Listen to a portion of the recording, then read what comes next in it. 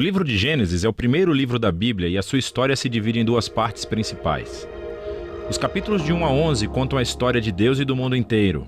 Depois temos os capítulos de 12 a 50 que realçam a história entre Deus e apenas um homem, Abraão, e a sua família. Essas duas partes estão conectadas por uma história que começa no capítulo 12. Esse esboço nos dá uma ideia de como entender a mensagem do livro como um todo e como ela apresenta a história da Bíblia inteira.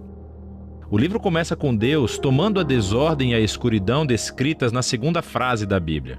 E disso Deus traz a ordem, a beleza e a bondade. Ele cria um mundo onde a vida pode florescer. Deus faz essas criaturas chamadas humanos, ou Adam em hebraico. Ele cria os humanos à sua imagem, que está relacionado com o seu papel e o propósito deles no mundo de Deus. Os humanos são criados para refletirem o caráter de Deus no mundo.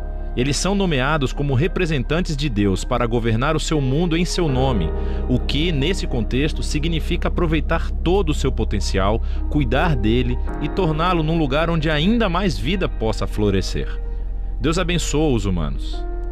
Essa é uma palavra-chave nesse livro. Deus lhes dá um jardim, um lugar onde podem começar a construir esse novo mundo. A parte importante é que os humanos têm uma escolha sobre como vão construir esse mundo, representada pela árvore do conhecimento do bem e do mal. Até agora, Deus forneceu e definiu aquilo que é bom e o que não é. Mas agora Deus está dando aos humanos a dignidade e a liberdade de escolher. Será que eles vão confiar na definição de Deus para o bem e o mal? Ou vão buscar autonomia e definir bem e mal por conta própria? É um risco muito grande. Rebelar-se contra Deus é abraçar a morte, porque você está se afastando do próprio doador da vida. E isso é representado pela árvore da vida. No capítulo 3, uma figura misteriosa, a serpente, entra na história. A única coisa que sabemos sobre a serpente é que ela é uma criatura que Deus fez. Torna-se claro que é uma criatura em rebelião contra Deus. Ela quer levar os humanos à rebelião e à morte. A serpente conta uma história diferente sobre a árvore e a escolha.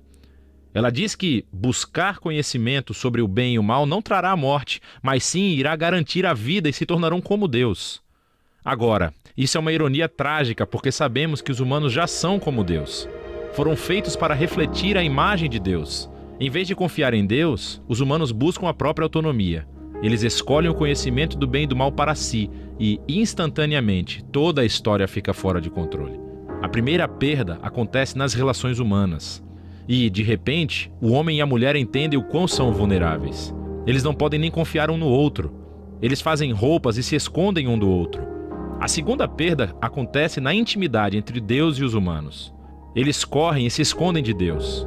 Quando Deus os encontra, eles começam um jogo de culpar um ao outro sobre quem iniciou essa rebelião.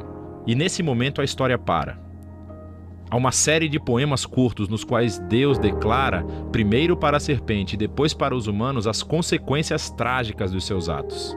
Deus primeiro diz à serpente que, apesar da sua vitória aparente, ela está destinada à derrota e a comer poeira. Deus promete que um dia uma semente, ou seja, um descendente, virá da mulher e dará um golpe letal na cabeça da serpente. O que parece uma ótima notícia, mas essa vitória terá um custo, pois a serpente também dará um golpe letal no calcanhar do descendente, enquanto está sendo esmagada. A promessa desse guerreiro ferido é misteriosa. Mas no fluxo da história até então, você vê isso como um ato de graça de Deus. Os humanos acabaram de se rebelar, e o que Deus faz? Ele promete resgatá-los, mas isso não elimina as consequências das decisões do ser humano. Deus informa que agora os aspectos da sua vida conjunta, tanto na vida em casa como no trabalho, serão cheios de tristeza e dor por causa da sua rebeldia, o que levará à morte. E a partir daqui, a história só piora. Os capítulos 3 a 11 traçam o efeito crescente da rebelião e das relações humanas fraturadas em todos os níveis. Há uma história sobre dois irmãos, Caim e Abel. Caim tem tanta inveja do seu irmão que quer matá-lo. Deus adverte Caim que não caia na tentação, mas ele faz isso de qualquer maneira. Ele mata o seu irmão no campo. Caim então constrói uma cidade onde reinam a violência e a opressão. Tudo isso culmina na história de Lameque. Ele é o primeiro homem da Bíblia a ter mais de uma esposa. Ele as acumula como sua propriedade. E entoa uma breve canção sobre como ele é ainda mais violento e vingativo do que Caim. Depois disso, temos uma história estranha sobre os filhos de Deus, que poderia se referir a seres angelicais do mal ou aos antigos reis que alegavam descender dos deuses. Como Lameque, eles adquiriram tantas esposas quanto quiseram e geraram os Nefilim, grandes guerreiros dos tempos antigos. Qualquer que seja a interpretação correta, o ponto principal é que os humanos estão construindo reinos que enchem o mundo de Deus com violência e ainda mais corrupção. Em resposta a essa corrupção, sabemos que Deus está profundamente triste. A humanidade está destruindo o seu belo mundo e se destruindo uns aos outros. Então, num ato ímpeto de proteção da bondade que existe no seu mundo, Deus limpa a maldade humana com um grande dilúvio. Mas existe um humano inocente a quem ele protege, Noé, e toda a sua família. Ele nomeia Noé como um novo Adão. Ele repete a bênção divina e envia Noé pelo mundo afora. Mais uma vez, temos grandes expectativas, mas Noé falha, também num jardim. Ele vai e planta uma vinha e fica bêbado até perder os sentidos. Então, um de seus filhos, Cam, faz algo vergonhoso ao seu pai na tenda.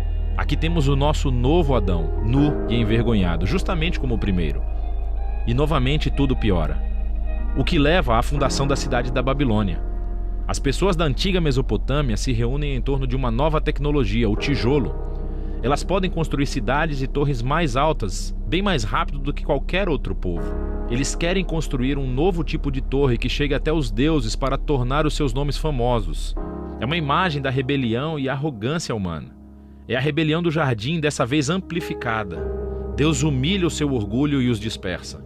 Essas são histórias diversas, mas você pode ver que todas exploram o mesmo princípio básico.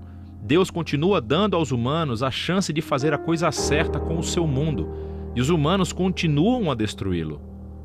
Essas histórias afirmam que nós vivemos num mundo bom, que tornamos mal, e escolhemos definir o bem e o mal por conta própria.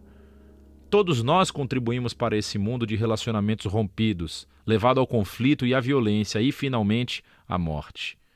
Mas há esperança. Deus prometeu que um dia um descendente viria, o guerreiro ferido, que derrotará a raiz do mal. Apesar da maldade humana, Deus está decidido a abençoar e a salvar o seu povo.